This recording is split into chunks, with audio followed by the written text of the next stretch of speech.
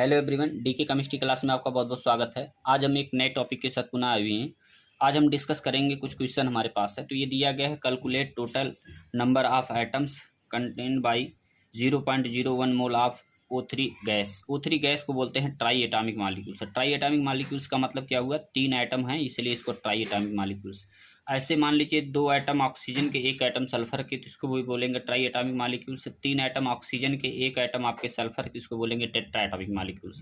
तो जितने एटम किसी कंपाउंड को बनाने के लिए पार्टिसिपेट करते हैं या जुड़ते हैं, उसको उस नाम से जाना जाएगा। जितने एटम्स मिलेंगे उसको उस नाम से जाना जाएगा, tri atomic, tetra atomic, di atomic, penta atomic. इस हिसाब से उसका नामकरण या उसका नाम देंगे। ठीक है, तो आई होप ये चीज़ें आपको समझ में आ रही होंगी।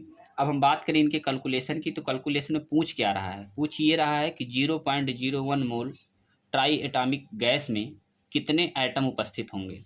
ठीक है, यानी इतने मोल में कितने गैस की कितने एटम उपस्थित होंगे, उसके बारे में पूछ रहा है। तो इसके लिए सबसे पहले हमको जानना क्या जरूरी होता है, जानना जरूरी ये होता है कि 0.01 मोल जो दिया गया था, 0.01 मोल जो दिया गया है, ये एक प्रकार का क्या है, ट्राई एटॉमिक मॉलिक्यूल है।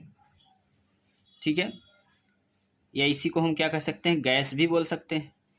ठीक है, मॉलिक्यूल से ना कह के गैस भी कह सकते हैं। 0.01 मोल ट्राई एटॉमिक गैस कह सकते हैं। अब पूछें अगर 1 मोल, यानी 1 मोल गैस में कितने अवोगाड्रो नंबर होंगे, तो एन ए को बोलते हैं अवोगाड्रो नंबर, यानी इतने मॉलिक्यूल्स उपस्थित होंगे। एक बार फिर से समझ लीजिए, 1 मोल गैस में Na मॉलिक्यूल्स उपस्थित हैं।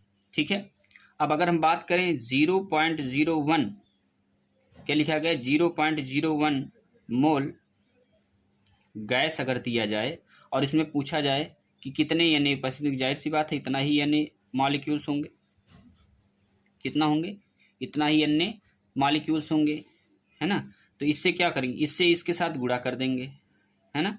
जैसे अगर कहें, जैसे ये दिया गया 1 मोल्स गैस में Na मॉलिक्यूल्स उपस्थित होंगे, तो अगर पूछा जाए 1 मोल, क्या पूछा जाए, 1 मोल गैस बराबर Na मॉलिक्यूल्स होना, Na मॉलिक्यूल्स होना चाहिए था, है ना। 1 मोल गैस बराबर Na मॉलिक्यूल्स। उसी प्रकार से 0.01 mole gas is equal to क्या होना चाहिए था, यानी 0. यहाँ लिखते रहे 0.01 मोल होना चाहिए था, यानी 0.01 मोल में कितने मॉलिक्यूल्स उपस्थित हैं, 0.01 Na मॉलिक्यूल्स उपस्थित हैं। समझ रहे हैं बात को, Na मॉलिक्यूल्स उपस्थित हैं। तो अगर हम इसकी बात करें कैलकुलेशन की, तो कैलकुलेशन को किस प्रकार हम लिख सकते हैं, इसके लिए हम लिख सकते हैं ना डायरेक्टली, क्या लिख सकते हैं, जैसे अगर हम बोलें कि 1 मॉलिक्यूल्स बराबर क्या होगा, 1 मॉलिक्यूल्स इज इक्वल टू क्या होगा, कितने एटम उपस्थित है, 3 एटम, तो हो सकता है ना 3, क्या लिख सकते हैं, 3 एटम्स लिख सकते हैं,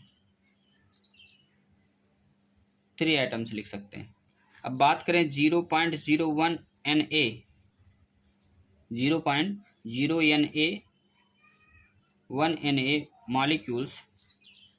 मॉलिक्यूल्स इज इक्वल टू क्या हो जाएगा, 0.01 into Na into 3 atoms, 3 atoms. अब इसको अगर इधर ले जाएं, इसको इसके साथ गुणा कर देंगे तो क्या हो जाएगा, 0.03 इंटू Na हो जाएगा,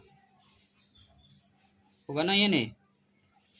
अब Na इजकल टू क्या होता है, Na बराबर होता है 6.022 इंटू 10 का पावर 23 मोल्स इनवर्स, ये होता है। तो इसको इसी पर रख देंगे तो 6.022 इंटू 10 का पावर 23 हो जाएगा। ये कितना हो जाएगा, 23 इंटू 0.03। अब इसको अगर इसके साथ गुणा करेंगे तो 0.18066 इंटू 10 का पावर 23 मोल्स इनवर्स। अब इसको इसके साथ अगर आप गुणा करते हैं तो ये हो जाएगा क्या, ये इसको इधर ले आएंगे तो ये जाएगा 1.8066 इंटू 10 का पावर 22, या इसी को और इजी वे में लिखना चाहते हो 1.6 इंटू 10 का पावर 22 भी कह सकते हैं। तो इस प्रकार से ये आंसर हो जाएगा। अगर बात करें यानी जो दिया गया था 0.01 मोल ट्राई एटॉमिक गैस में इतने मॉलिक्यूल्स यानी इतने एटम्स क्या होंगे, उपस्थित होंगे। तो आई होप ये चीज़ें आपको समझ में आई होंगी। अगर वीडियो अच्छा लगा तो लाइक करें, सब्सक्राइब करें, बेल आइकन को दबाएं। नेक्स्ट वीडियो में नए टॉपिक के साथ पुनः मिलेंगे आपसे। बहुत बहुत धन्यवाद।